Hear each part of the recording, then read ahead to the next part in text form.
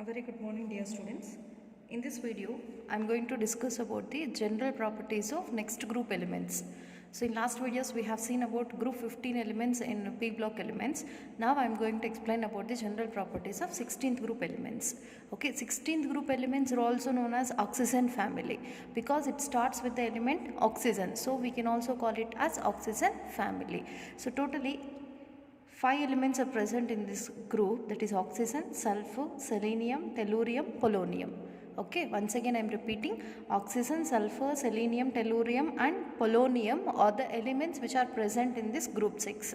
Okay, so oxygen atomic number is 8, sulfur atomic number is 16, selenium atomic number is 34, tellurium is with 52 as atomic number and polonium is containing 84 as the atomic number. Okay, now all these 5 elements are taken under group 16 because they are containing the general formula as NS2NP4. Okay, so the general outermost configuration is NS2NP4. So they are containing 2 electrons in s orbital and 4 electrons in p orbital. So whatever the elements containing such kind of electronic configuration, those are known as group 16 elements. Group 16 elements are the elements containing outermost configuration as NS2NP4. Okay, and they are also known as chalcogens. Why they are known as chalcogens means because the elements of this group are involved in ore formation. They are involved in ore formation. Due to containing ore forming property, they are known as chalcogens. Whatever the compound are having the property to form ores, those are known as chalcogens. Now most of the elements of this group 16 are involved in the formation of ores, so that they are known as chalcogens. Understand? So that is about the elements present in the group 16 and what they are called. They are called as chalcogens because they are containing ore forming capacity. Okay, and this group 16 element is also known as oxygen family because it starts with the oxygen and its outermost electronic configuration is NS2NP4. All the elements are containing such kind of configuration. So all these together taken under the same group, that is group 16. Now we will see about its occurrence. Okay, that means how they are available in the nature. So that we will study under occurrence of the elements. See, the first element is oxygen. Okay, if you see this oxygen almost exists as gaseous in nature. So 46.6% by mass of oxygen can available in the nature. Okay, nearly 46.6% by mass is occupied by the oxygen. Okay, oxygen always exists in the form of gaseous state. Next, dry air. Okay, even in the dry air we can see the presence of oxygen. So 20.946% of oxygen by volume is present in dry air. Okay, even in dry air is containing different types of gases. Okay, even in the dry air we can see the presence of oxygen. Okay, nearly 20.946% of oxygen by volume is occupied in dry air. Next, we'll see about the sulfur. So sulfur is the most abundant element present in the earth crust. So 0.03 to 0.1% is occupied by the sulfur in the form of sulfate and sulfides. Okay, sulfur do not exist in free state. So sulfur exists in only in combined state. So it may exist as sulfate form or sulfide form. Okay, either it can exist as sulfate form or sulfide form, but it do not exist in free state. So nearly 0.03 to 0.1% of the earth crust is occupied by the sulfur in the form of sulfate or sulfide. If you say in the form of sulfate, sulfur can exist in 3 sulfate forms, that is gypsum, Epsom and barite. So gypsum formula CaSO4.2H2O and Epsom formula MgSO4.7H2O, and next one barite formula is BaSO4. So in these 3 forms sulfur can exist in the form of sulfate. So these 2 are hydrated sulfates and this is unhydrated sulfate. Okay, so that is about the existence of sulfur in the form of sulfate, and even it can exist in the form of sulfides. Okay, so it can exist in the form of sulfide as galena, zinc blende and copper pyrites. Galena, zinc blende and copper pyrites. So galena formula is PbS. Lead sulfide is also known as galena. Zinc sulfide is also known as zinc blunt. Okay, copper iron sulfide is also known as copper pyrites. So that means in these three if you see, sulfur is existing in the form of sulfide. That means sulfur itself do not exist in free state, it always exists in the combined state, either in the form of sulfate or sulfides. Okay, now even we can see this sulfur in our daily life, but that is in eggs we can see the sulfur. Protein is also consisting of sulfur. Garlic, onion, hair and wool, all these are containing sulfur, is one of the element. Okay, so this is about the occurrence of sulfur. Usually in the earth crust, sulfur do not exist in free state, it can exist in the combined state, either in the sulfate form or in the sulfide form. Okay, even in our daily life we can see this sulfur in eggs, protein, garlic, onion, hair and wool. So that is about the existence of oxygen and sulfur. So the other two elements are selenium and tellurium. Okay, so selenium and tellurium can exist in the form of oats. So they too do not exist in free state, they can exist in the form of oats. If you see electronic configuration of these group elements, I already told you they are containing NS2-NP4 configuration. Okay, they are containing NS2-NP4 as the outermost configuration. So that means 2 electrons in s orbital and 4 electrons in p orbital. So example, we can take oxygen. Oxygen atomic number is 8. Its electronic configuration 1s2, 2s2, 2p4. Outermost configuration is 2s2, 2p4. That means they are obeying the outermost configuration as NS2-NP4. Next, another general property of this group 16 elements is about atomic and ionic radii. If you see atomic and ionic radii, that increases from top to bottom. Why it is increasing? Because from top to bottom the atomic size is increasing, then automatically the number of shells also increases. Atomic and ionic radii also increases. Okay, atomic and ionic radii increases from oxygen to polonium, because to increase in the atomic size, number of shells also increases. Next one, ionization enthalpy. What is meant by ionization enthalpy? So this is the amount of energy required to remove the last electron. Okay, whatever the amount of energy required to remove the last electron, that is known as ionization enthalpy. Such ionization enthalpy decreases from top to bottom. Why it is decreasing? Because the number of shells are increases, then the distance between the nucleus and outermost electron increases. When distance increases, automatically the attractive forces between the nucleus and the last electron decreases.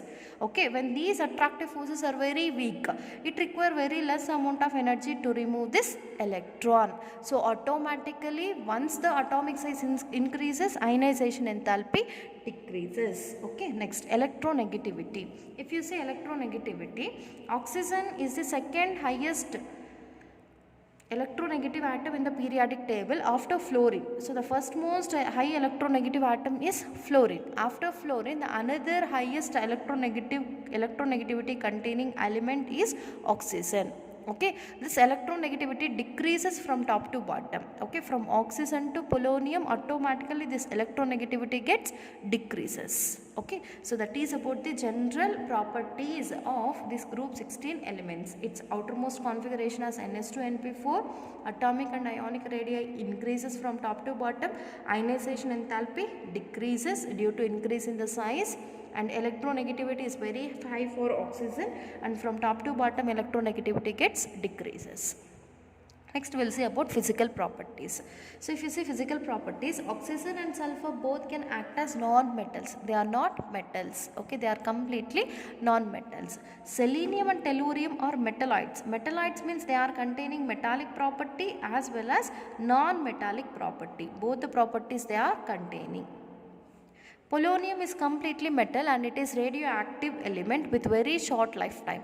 Okay, with very short lifetime it is containing, so we can take it as a radioactive metal.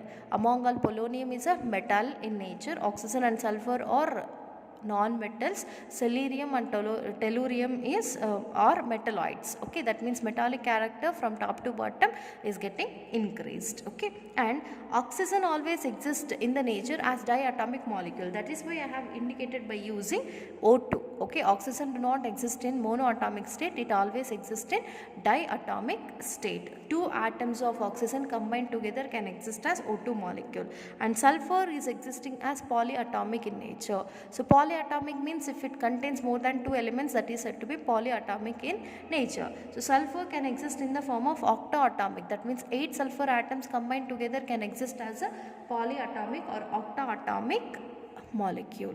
Okay, now we'll see the chemical properties. So in this chemical properties, first we have to discuss about its oxidation state. Okay, the most common oxidation state shown by the oxygen is -2. Okay, the most common oxidation state shown by the oxygen is -2, because to reach outermost configuration as NS2 NP6, this is noble gas configuration. Whatever the element which is in noble gas configuration, that is highly stable. To attain this stable configuration, this elements, okay, now group 16 elements are containing NS2 NP4. It required 2 more electrons to reach this configuration. So by taking 2 electrons, when they are trying to take 2 electrons, they will reach the noble gas configuration. In that case, they will show -2 oxidation state, but that means they are taking 2 electrons, 2 negative charges, so it will show -2 oxidation state. Okay, this -2 oxidation state shown by the group 16 elements decreases from top to bottom. Okay, only oxygen can show this -2. Other elements are not showing frequently with this negative oxidation state. That's why -2 oxidation state is getting decreased from top to bottom. Polonium hardly shows this negative charge. Okay, in very rare cases that polonium can show this -2 oxidation state. Understand? Next, oxygen can show always negative oxidation state except when it combines with fluorine. Okay, always oxygen can able to show only negative oxidation state except whenever it is combined with fluorine. For example, in the compound OF2, oxygen is in +2 oxidation state. Okay, in this case oxygen is in +2 because fluorine is more electronegative, so it tries to show negative oxidation state. When 2 fluorines are showing 2 negative charges, then oxygen will be with the 2 positive charges. Only when oxygen combined with fluorine, in that case it can show positive oxidation state, except here in all other conditions oxygen can be existing only in the negative oxidation state. Okay, and other elements can show +2, +4 and +6 oxidation states. Okay, other than oxygen, other elements of group 16 element may also show +2, +4 and +6 oxidation state. Okay, so sulfur, selenium and tellurium can show +4 oxidation state when they combined with oxygen. Sulfur, selenium and tellurium can show +4 oxidation state when they combined with oxygen, and even they can show +6 oxidation state when they combined with fluorine. So based on the type of element to which they are combining, they will show different types of oxidation state. So +4 when they combine with oxygen, and they will show +6 oxidation state when they combined with fluorine. Okay, and this +4 oxidation state is more stable. When stability increases, it moves from top to bottom. Okay, so +4 oxidation state increases, stability of +4 oxidation state increases from top to bottom, and +6 oxidation state stability decreases from top to bottom. This is due to inert pair effect. Okay, due to inert pair effect. About inert pair effect I have explained in group 15 elements. That means these higher elements, okay, whatever the elements present at the bottom, they are not ready to involve this NS electrons into the bond formation. That means this pair towards the bond formation or reactivity is very inert, so that we can say it is inert pair effect. So due to having inert pair effect, +6 oxidation state is less stable down the group. Okay, that is about the oxidation states. So next we'll see about anomalous behavior of oxygen. Okay, oxygen showing anomalous. Anomalous means a different behavior from the other elements. So though oxygen belongs to 16 group elements, in few properties, okay, in few properties oxygen shows some differences with the other elements present in the same group. So that anomalous behavior of oxygen is due to 3 important reasons, that is due to containing small size, due to containing more electronegativity and absence of d orbitals. Okay, d orbitals are not present in the case of oxygen, and because of containing high electronegativity, about that I already explained that after the fluorine, that second most electronegative atom is the oxygen. Okay, and size is very small when compared to other elements. Due to containing these three reasons, okay, this oxygen can show some differences with the other elements in different properties. Okay, next we'll see about the chemical reactions of the group 16 element. Reactivity of hydrogen. Okay, these elements are having the property to react with hydrogen. Whenever 16 group elements react with hydrogen, they can form H2E type of hydrides. Okay, in the place of E, you can place 16th group element. In place of E, we can take oxygen, then it is H2O. In the place of E, you can take sulfur, we can write H2S. In place of E, we can also take H2SE, cellurium. Okay, like that in the place of E, 16 group elements will be substituted and we'll get different types of hydrides.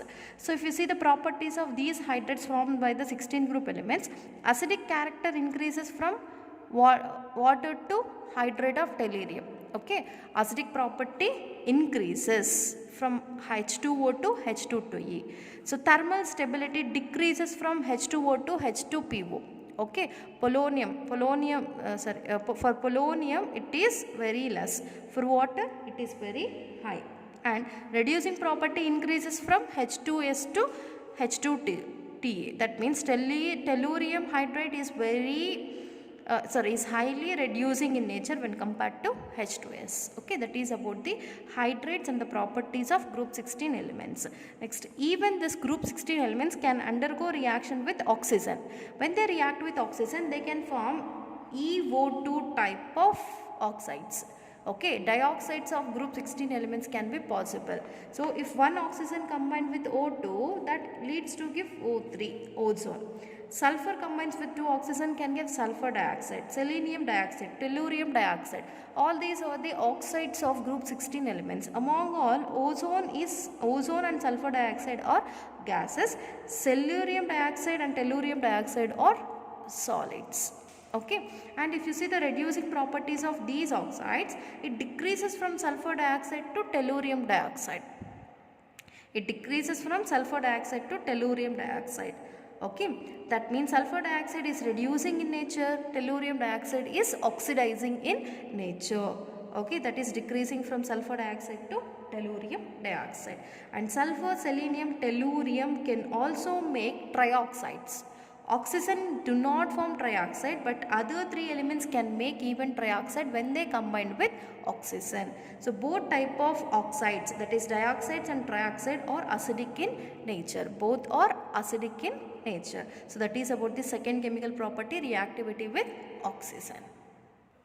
Now we'll see the third chemical property, that is reactivity towards halogen. Even halogens can react with group 16 elements, can make three different types of halides, that is hexahalides, tetrahalides and dihalides. Three different types of halides are possible by this group 16 elements. So stability of halides decreases. Okay, stability of these halides decreases from fluoride to iodide.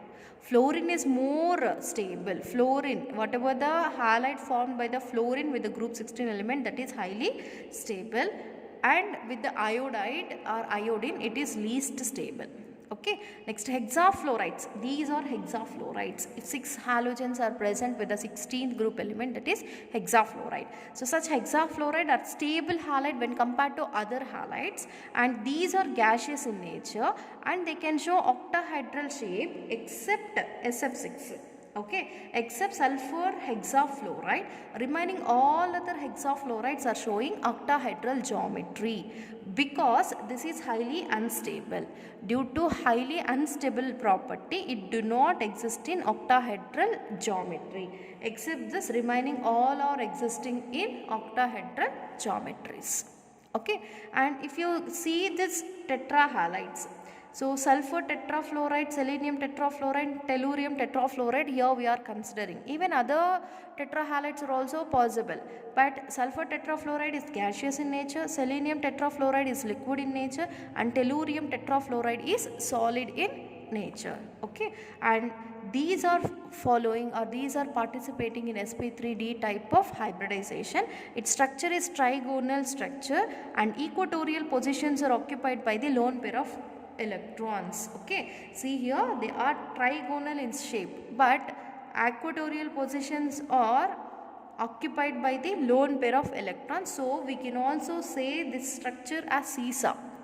Okay, this structure as seesaw, so that it is exactly, these tetra halides are containing seesaw geometry because of the presence of lone pair of electrons at equatorial position. Okay, next, oxygen can form dichlorides and dibromides. Oxygen can combine with chloride and bromide can form dihalides, that is dichloride and dibromide, and they participate in sp3 type of hybridization and tetrahedral in geometry. Monohalides are also possible by these group 16 elements, but they are dimeric. They do not exist in monomeric, they can exist in dimeric state. So sulfur fluoride, this is monomer, so it combines, when two sulfur fluorides are combined, they can exist in S2F2, that is dimeric form.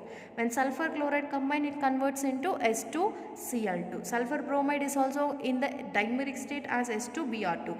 Like that, all these monohalides can exist in dimeric states. Okay, so this is about the general chemical properties and general properties of group 16 elements.